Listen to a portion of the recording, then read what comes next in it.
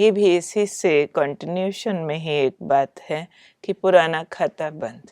अब खाता दो तरह का होता है, एक जिसमें बिजनेस अकाउंट होते हैं, वो खाता तो कभी घाटे का कभी फायदे का, और घाटे में अगर चला भी गया तो कोई ज़्यादा बड़ी बात नहीं है, 4 पैसा जाता भी है तो 8 पैसा आ भी जाता है। लेकिन एक दूसरा और अकाउंट होता है जो अंदर में बनता है, जो परमात्मा के पास बनता है, जिसको कर्म का खाता बोलते हैं। तो कर्म, एक समय ऐसा आता है जब हर कर्म पाप बनने लग जाता है, और उसका बेस होता है ईगो। जब सारी मानवता अभिमान की गुलाम हो जाती है, जब भूल जाते हैं मेरा असली स्वरूप क्या है, और उसके बजाय छोटा बड़ा अमीर गरीब तेरे मेरे की भावनाओं में, दूषित भावनाओं में घिर जाते हैं, तो उस टाइम पर हमारा सारा खाता खराब होने लगता है। यानी बिजनेस घाटे में चलने लगता है। यानी नाटक के अंदर होते हुए भी हम इस नाटक में अपना पार्ट गड़बड़ खेलने लगते हैं, रोल खराब हो जाता है। हीरो थे कभी हम, लेकिन हीरो से हमारा रोल ज़ीरो तक आकर के पहुंच जाता है, डिग्रेडेशन टोटल हो जाती है। तो दिवाली ये कहती है, राम राज्य चाहिए, प्रकाश चाहिए, सुख चाहिए, तो उसके लिए अब खाता बदलो। पुराने खाते बंद कर दो, नया खाता शुरू करो। पुराने खाते कौन से बंद करो? गिरावट के, डिग्रेडेशन के। अब प्यूरिफिकेशन का खाता चालू करो। एक एक दिन भी एक नेगेटिव थॉट को बदलने का जोर लगाओ। एक एक दिन अपना एक अवगुण छोड़ के एक गुण धारण करो, तो आपका जो घाटे का खाता बना हुआ था वो फायदे का खाता बनना शुरू हो जाएगा। और कर्म की कलम में वो ताकत है जो पाप कर्म को डिलीट कर सकती है। अगर किसी से कई पाप हो गए हैं, किसी को दुख दिया गया है और कोई गलतियां हो गई हैं, तो इसमें मार्जिन है। उसको हम डिलीट करने के लिए जिसको जितना दुख दिया, अब कई गुना और सुख दे दो। कुछ अच्छा करते चले जाओ ज़्यादा, तो मिटता जाएगा, पुराना मिटता जाएगा। तो इसलिए जो हो चुका, ज़्यादा पश्चाताप करने की बात नहीं, गिल्ट रखने की बात नहीं, लेकिन मौका सामने है। तो ये दिवाली के मौके पर सच्ची दिवाली मनाने का अर्थ ये है, खाता बदलो। अब अपने पुण्य कर्मों का खाता खोलो। हर एक ये दृढ़ संकल्प कर ले कि एक दिन में कम से कम 5 अच्छे काम ज़रूर करने हैं, चाहे बहुत छोटे-छोटे ही हों। किसी सूखते पौधे को पानी दे दो, किसी प्यासे को पानी पिला दो, किसी को मुस्कुरा करके हेलो ही बोल दो, किसी गरीब का हालचाल पूछ लो, तेरे बच्चे ठीक है, खाने को उसको कोई चीज़ दे दो जो सच में ज़रूरतमंद हो। ऐसे कुछ 5 अच्छे काम रोज़ अगर आप करने लग जाओ, तो आपका खाता ज़रूर बदलने लग जाएगा। जी। ये तो बदलाव हमें लाने की ज़रूरत है, और सिर्फ नया साल कह देने से, एक नया दिन कह देने से, एक नए युग की शुरुआत कर देने से नहीं, ये वास्तविकता में हमें अगर एक्शन अपने में ले अंदर एक आएंगे। नई शुरुआत करनी है, जी। एक यू टर्न लेना ही होगा। सिर्फ दुनिया खराब है कह देने से कुछ नहीं बनेगा। मैंने इसके लिए क्या कंट्रीब्यूशन करना है, वो मैंने सोचना है। जी। आज के दिन में कई जगह गोवर्धन पूजा भी की जाती है, और ये भी बिल्कुल। एक बहुत बड़ा फेस्टिवल है।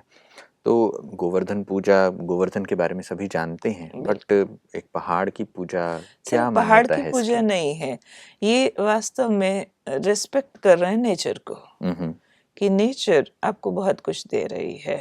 नेचर आपको भोजन दे रही है, नेचर आपको एयर दे रही है, नेचर आपको पाल रही है, नेचर ने आपको शरीर दिया है। इस शरीर रूपी इंस्ट्रूमेंट से आप दुनिया के अंदर हज़ारों काम कर रहे हैं, और अगर आप इसी नेचर को केयर नहीं करते, तो ये नेचर कल को आपको स्पॉइल कर सकती है, नेचर बदला लेती है।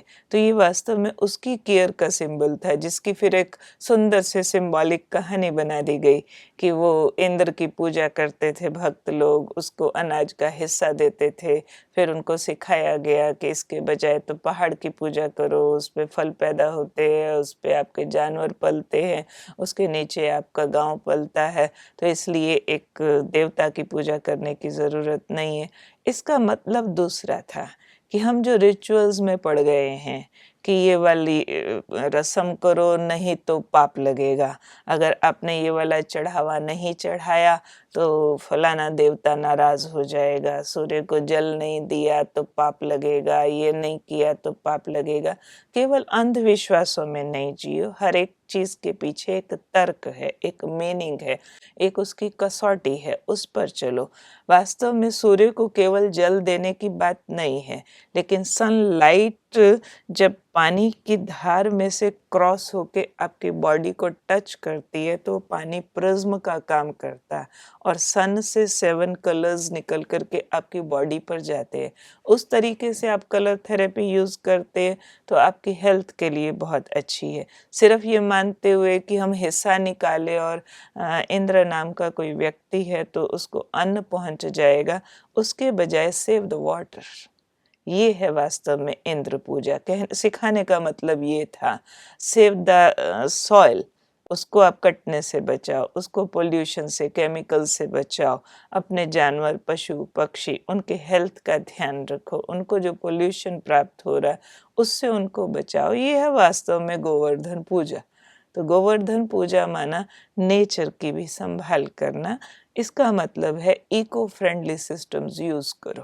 तो ये आज के दिन में समझती हूँ, आज गोवर्धन पूजा का ही दिन है, तो उसमें अगर हमने भगवान को राजी करना है तो भगवान ये कहते हैं कि मेरे भी दोस्त बनो तो प्रकृति के भी दोस्त बनो, तो अपने भी दोस्त बनो।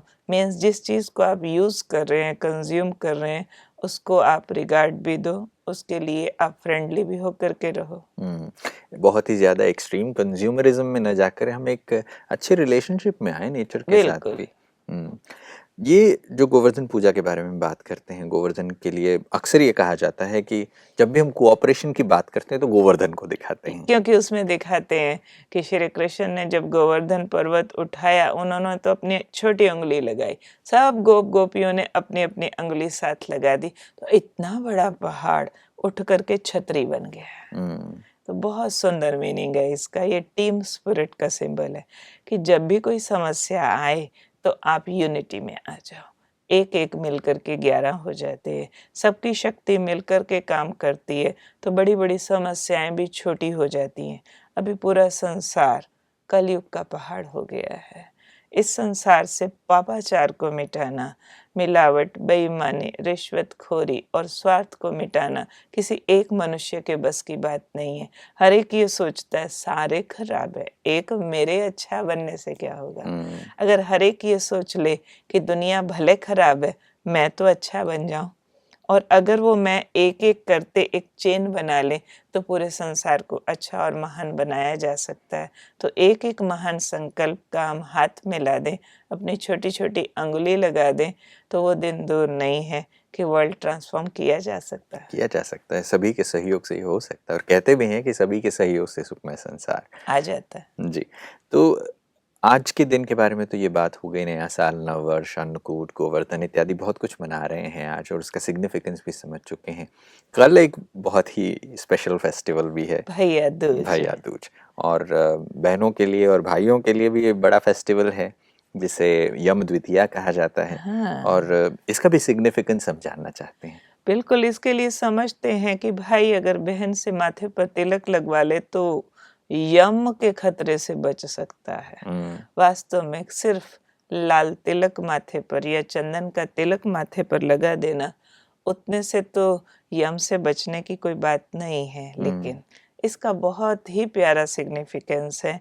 ये है भैया दूज, यानी दिवाली जो दीप जगा था, राम राज्य आया था, उससे नेक्स्ट बात किया है कि आपकी आत्मा की ज्योति जगे होने से आप अमरत्व का एहसास पाते हो। यानी ये शरीर छोड़ना आपके लिए मौत नहीं होता है, एक फेस्टिवल होता है। आप यम के खतरे से बच जाते हैं। ये प्रैक्टिकल ग्रुप ऑफ पीपल है जो सारे के सारे सोल कॉन्शियस हैं, और ऐसे वाले सोल कॉन्शियस जिनको इस बात को सोच करके बहुत खुशी होती है कि ये बड़ा शरीर छोड़ करके अब जा करके छोटा बच्चा बनूंगा।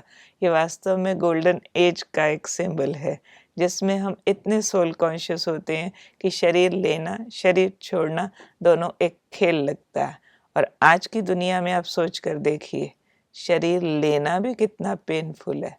बच्चा पैदा होते माँ को कितनी तकलीफ है, और बच्चा पैदा होते ही ज़ोर ज़ोर से रोता है और उसके रोने के लड्डू बाँटे जाते हैं। जन्म रोने से हो रहा, और मृत्यु तो अति दुखदाई दुखदाई होती है। होता है। जिसकी मौत होती है वो भी कितना तकलीफ पाता है, और जिसका कोई चला जाए वो तो सालों कोई त्योहार नहीं मनाते हैं। कितना एक गैप की फीलिंग में रहते हैं, क्योंकि अनटाइमली डेथ होती है। बेटाइम कोई चला जाता है। Death has no calendar in this as.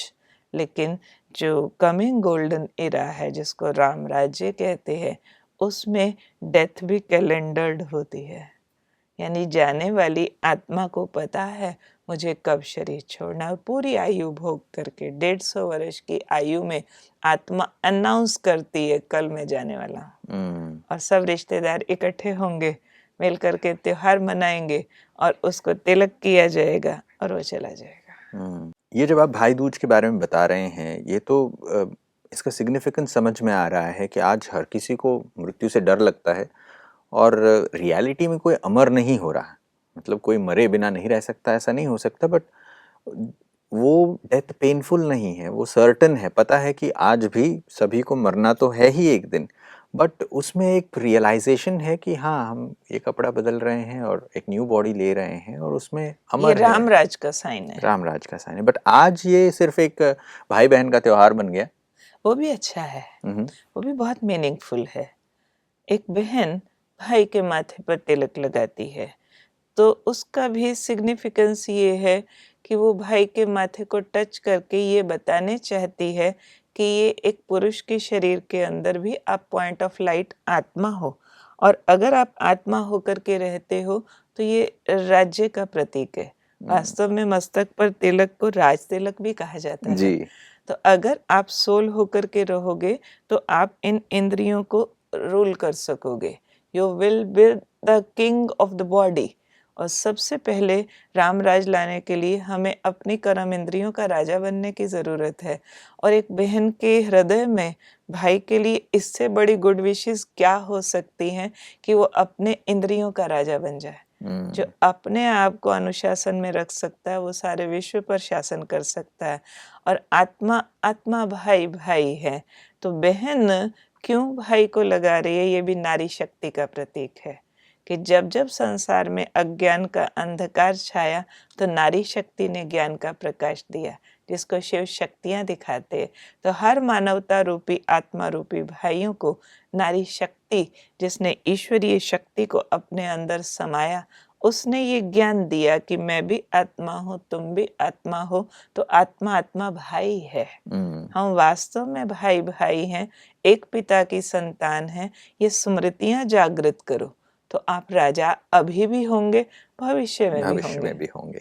तो ये राज्य जो है, ये सिर्फ ये नहीं कि भाई लोग कहते तो हैं, राजा भैया कहते तो हैं, बट हाँ, राजा भैया कहने से राजा नहीं राजा होता बनोगे, नहीं हो है। गया नहीं। बिल्कुल सही बात है।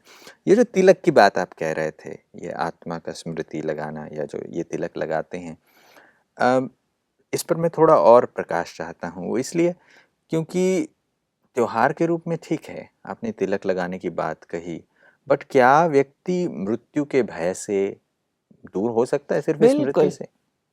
ये स्मृति कोई छोटी बात नहीं है।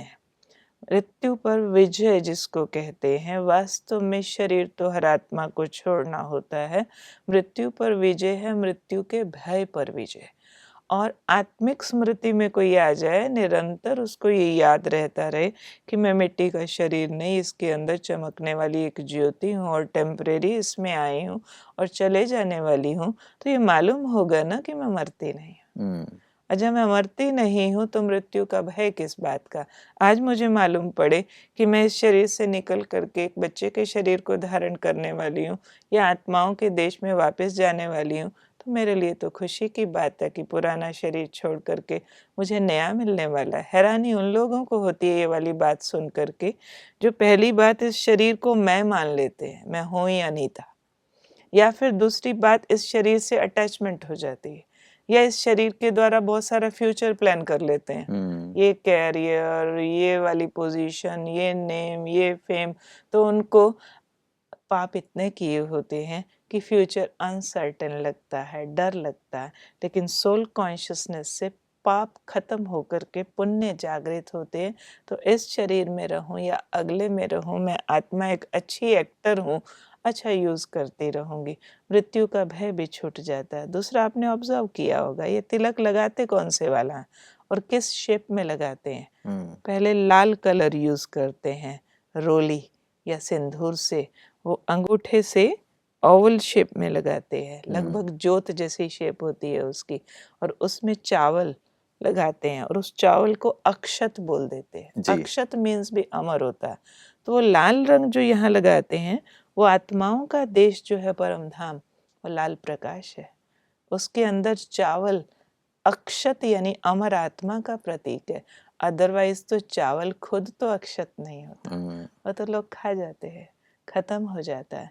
लेकिन वो आत्मा का प्रतीक होने करके उसको अक्षत बोल देते हैं, इसलिए मस्तक पर लगाते हैं कि ये आत्मा तेरा वास्तविक घर लाल आसमान, वो छठा तत्व परम धाम है, वहाँ की रहने वाली तुम यहाँ टेम्परेरी आई हो और वापस जाना। बिल्कुल, ये कितना सिग्निफिकेंस है हर चीज़ के पीछे, और अगर हम उस चीज़ को नहीं समझते हुए सिर्फ रिचुअली इन चीज़ों को करते जाएं तो हम कितनी भी दिवालियां मना लें, कोई नया परिवर्तन नहीं हो सकता। और आज मैं समझता हूँ इस दिवाली को जो हमने अच्छे तरीके से समझ के मनाया है, तो ये ज़रूर एक चेंज ले आएगा हमारे जीवन में भी और समय में भी ये परिवर्तन ले आएगा। ज़रूर। ईश्वर से अक्सर लोग ये प्रार्थना करते हैं, उपनिषद की उक्ति कहती है कि हे भगवान, हमें असत्य से सत्य की ओर ले जाओ, अंधकार से प्रकाश की ओर ले जाओ, मृत्यु से अमरत्व की ओर ले जाओ। भगवान ले जा तो रहा है पर चलना तो होगा। और ये सारा त्योहार जो है ये उसके सिग्निफिकेंस को सही सही बता रहा है कि हमें वास्तविकता से सत्य का प्रकाश मिल रहा है, अंधकार से प्रकाश की ओर जा रहे हैं इस प्रकाश के पर्व में, और मृत्यु से अमरत्व की ओर आज भाई दूज में भी हम इसके सही अर्थ को समझकर आगे बढ़ सकते हैं। और ये दिवाली के सारे जो 4 दिन थे, 4 दिनों के महत्व को जो हमने समझा है, इतने आसानी से समझा है, मैं समझता हूँ हर एक को एक नया प्रकाश इस दिवाली पे प्राप्त हुआ है। और आज इन चारों एपिसोड्स में आपने जो चीज़ें हमारे साथ शेयर की, उसके लिए मैं हमारे सभी देखने वाले दोस्तों की तरफ से आपका बहुत बहुत धन्यवाद करता हूँ दीदी। मैं भी सबको बहुत सारी गुड विशेस भेजती हूँ कि आप दिन दुगनी रात चौगनी तरक्की करें, ये प्रकाश आपके अंदर अमर रहे और आप एक कारण बने सृष्टि को राम राज्य बनाने का, सच्ची दिवाली लाने का। बहुत बहुत धन्यवाद दीदी। ओम शांति। ओम शांति। दोस्तों, सच्ची दिवाली के सही अर्थ को हम समझ चुके हैं, ऐसा मैं मानता हूँ, और मैं आशा करता हूँ कि जितना मुझे ये बातें सुन के अच्छी लगी हैं उतना आपको भी अच्छा लगा होगा, और ये सिर्फ अच्छी बातें न रहकर हमारे जीवन में धारण करने के लिए सिद्धांत बन जाएंगे, ऐसी मेरी मान्यता है। ईश्वर से सदियों से प्रार्थना करते आए हैं मनुष्य, असतो मा सद्गमय तमसो मा ज्योतिर्गमय मृत्योर्मा अमृतंगमय। ये प्रकाश का पर्व आपको प्रकाश की ओर तो ले जा ही रहा है, मगर मृत्यु से अमरत्व की ओर भी ले जा रहा है। इन्हीं शुभ आशाओं के साथ मैं आपसे आज्ञा चाहता हूँ। दिवाली के पर्व की सभी को मंगल कामनाएं देते हुए मुझे इजाज़त दीजिए। नमस्कार।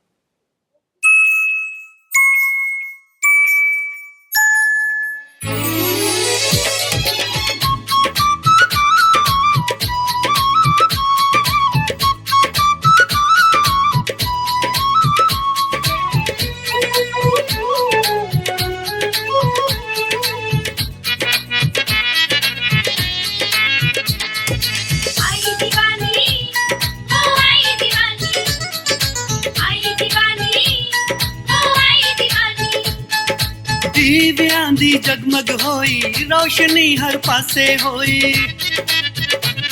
हो दीव्यां दी जगमग होई, रोशनी हर पासे होई। मन उत्ते छाई खुशहाली। आई दिवाली, ओ आई दिवाली। लोकी कहंदे ओ आई दिवाली। सारे कहंदे ओ आई दिवाली। आई दिवाली, ओ आई दिवाली।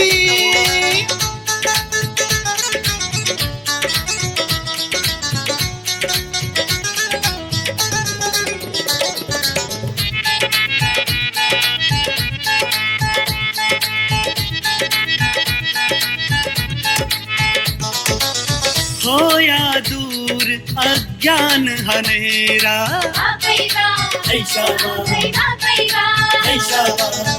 आया खुशियाँ परया सवेरा